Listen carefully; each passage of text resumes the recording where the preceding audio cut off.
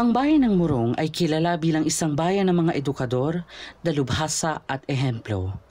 At sa bayang ito, isang ehemplo ang siyang nagbigay inspirasyon at nag-alay ng buhay para sa bayan.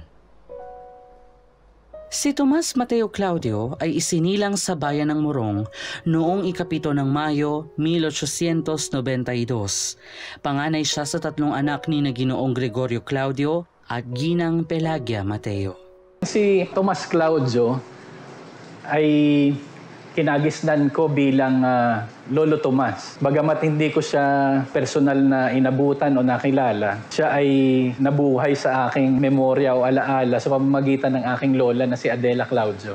Si Tomas ang panganay, si Adela ang pangalawa at ang bunso nila si Arturo. Madalas ikwento ng aking lola si Tomas Claudio bilang kanilang kapatid at pinanggalingan kung papaano sila nakapag-aral. Kung tawagin niya Kuya Tomas. Sinasabi nila ay siya ay isang bayani dahil unang Pilipinong namatay nung unang digmaan pandaigdig. Hindi yata tama yon. Hindi magandang pakinggan. Bata pa lamang ay kinakitaan na siya ng husay at galing sa pamumuno. Katunayan nito ay naging commander siya sa kanilang military training sa paaralan. Nang makapagtapos si Tomas ng elementarya, lumipat siya sa Pasig at pumuntang Maynila. Ngunit siya'y tumigil sa sekundarya dahil kinakailangan niyang maghanap buhay. Nagtrabaho siya sa Bureau of Prisons matapos niyang pumasa sa Civil Service Examination for Prison Guards. Ngunit isang gabi, siya'y nakatulog sa kanyang pwesto at agad-agad siyang sinisante. Alam mo, hindi lamang si Tomas Claudio kundi lahat ng bayani. Sila ay simbolo. Heroes are symbols at they serve as examples and models for all Filipinos, especially the young. So iyan ng kanyang wika nga ay naiwang pamana sa mga Pilipino, lalo na sa Moronggenyo. Pero ang talagang buod ng kanyang pagkabayani ay pagmamahal sa kalayaan at pagmamahal sa kanyang sariling pamilya. Subalit ang ina niya ay maaga ring namatay. Kaya siya naiwan. At upang magawa niya ito, ang pag-aalaga sa kanyang mga kapater, ay nagsumikap siyang maghanap ng ikabubuhay sa ibang bansa. Nang mapadpad si Tomas sa Hawaii, sari-saring trabaho ang kanyang pinasukan.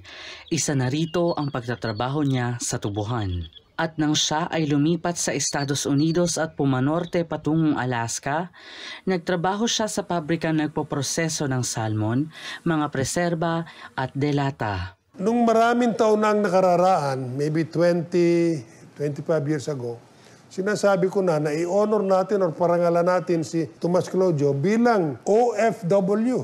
Isa sa unang OFW at napakaganda ng kanyang ehemplo or example.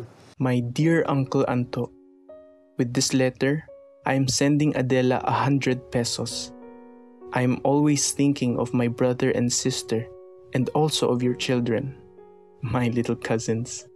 If at any time you need money, do not fail to let me know, as we are all of one family and ought to help one another. I have already saved 1,000 pesos, which I inverted in jewelry. This can be sold at any time that you need the money. I am employed now in the post office here, as I have finished my studies in the business college. Tomas.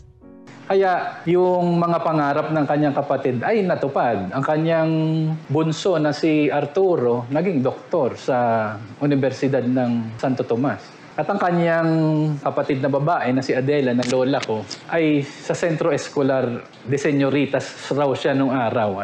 Bago naisipan bumalik sa California at tumuloy ng Nevada, kung saan siya maraming taon, mga ilang taong tumigil. Pero hindi rin natagalan dahil nga nagkaroon ng gera. Siya nga raw ay nag-volunteer sa US Army, hindi natanggap. 2 beses ay kasi raw kulang sa sukat, kulang sa height. Hindi siya nasiraan. Siguro inumpog ang ulo sa kisame o sa pader na bukulan, tumaas na ng kaunti. Yan naman, ano lamang. My dear sister, I am writing you this letter to tell you that I have enlisted in the American Army. When I went to enlist, I was told that I could be exempted since I am a Filipino. But I replied, "Because I am a Filipino, I feel all the more that it is my duty to enlist. If I am killed in battle, you will have the consolation of having had a brother who willingly did his duty for his country." Meanwhile, let me say to you what I always say. Be good, dear sister. Take care of our little brother, Arturo. And if we never meet again, adios forever. Tomas.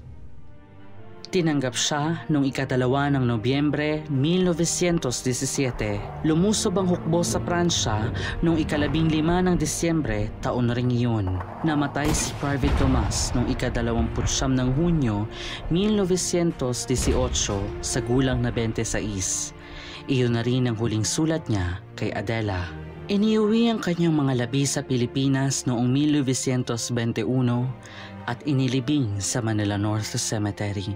Ang Tomas Claudio ay nakagisna na lamang natin na Tomas Claudio Street, ganyan, Tomas Claudio Memorial Elementary School. Bukod ron sa impact na ang isang eskwelahan pala ay pwedeng maipangalan sa iyo, kahit di mo naman pag-aari. Ang impact sa taga-Morong ay ang isang bayani hindi pang Maynila lamang, hindi malayo sa atin. Ang bayani ay narito lamang sa tabi natin. At tayong lahat ay pwedeng maging ganoon. Siguro hindi kailangan ng matipuno at ekselente na pisikal na kaanyuan para ikaw ay makapagsilbi at makipaglaban para sa kalayaan ng sangkatauhan. Ano? At hindi rin siguro balakid yung kung anong lahi ka. Basta alam mo sa iyong puso at sa isipan kung ano yung pinaglalaban mo. Kayong mga kabataan ang makatutulong para mapalaganap ang leksyon na iniwan hindi lamang ni Tomas Claudio kung hindi ng lahat ng mga bayani. Do not fail to keep your children in school and give them the opportunity of an education so that they may appear better off from the rest, as it is the best gift that you can give them.